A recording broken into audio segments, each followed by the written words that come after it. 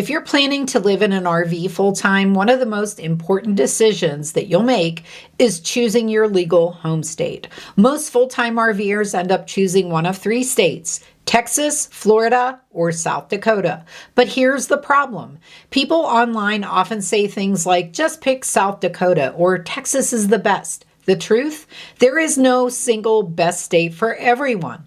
Each one has very different rules for taxes, insurance, vehicle registration, and healthcare. So today we're breaking down the pros and cons of each state, the hidden costs most people don't talk about, and which one might actually be best for your situation, because the state you choose affects a lot more than just your mailing address. There are 50 states in the U.S., so why do RVers almost always choose Texas, Florida, or South Dakota? Three big reasons. First, no state income tax. That alone eliminates most other states. Second, these states allow mail forwarding addresses to be used for residency. Some states make that nearly impossible. Third, they have systems designed for people who don't live in a traditional house. Things like easier vehicle registration, simpler residency rules, and infrastructure built for travelers. But while these three states share some similarities, they are actually very different in practice. Texas has been a favorite among RVers for decades. A big reason is the Escapees RV Club. They created one of the most established mail forwarding systems for full-time travelers. Pros of Texas: no state income tax, strong RV community, well-established residency programs, and lots of RV infrastructure. But there are also some drawbacks. Texas requires annual vehicle inspections. That means if you're registered there, you eventually have to bring your vehicle back to Texas for inspection.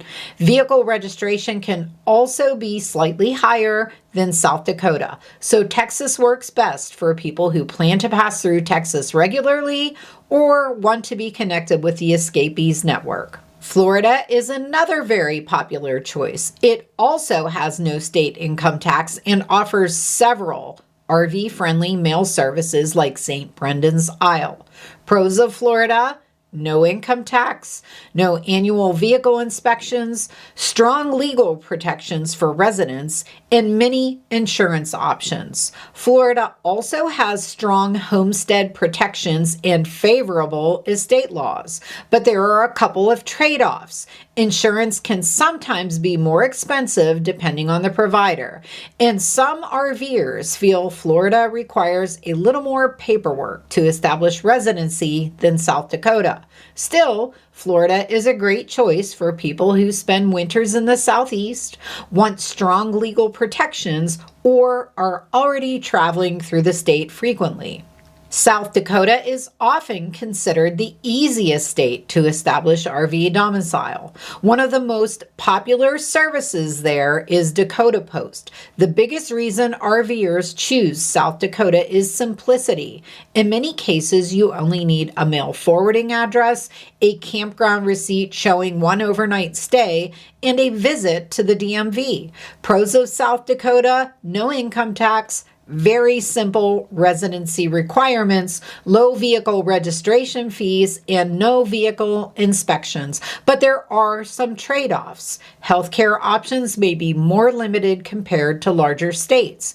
And if you're rarely traveling through the Midwest, you may never naturally pass through South Dakota again. When choosing your domicile state, there are a few factors many RVers overlook.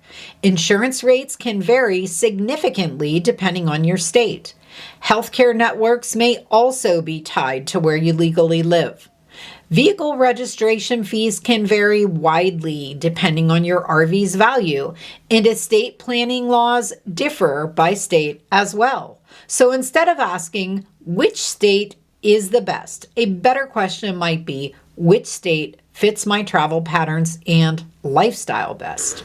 Here's a quick way to think about the three options. Texas works well if you want strong RV infrastructure, a large RV community, and access to the Escapees system.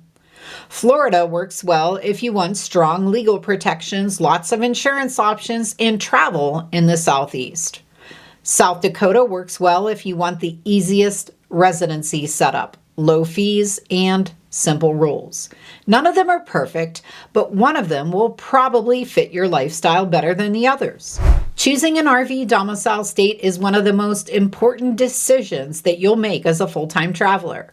It affects your taxes, your insurance, your legal status, and your long-term plans. Take your time researching it because once you set it up correctly, it makes the RV lifestyle much smoother. If you found today's video to be helpful, don't forget to like and subscribe. Thanks so much for watching today, and we'll see you in the next video.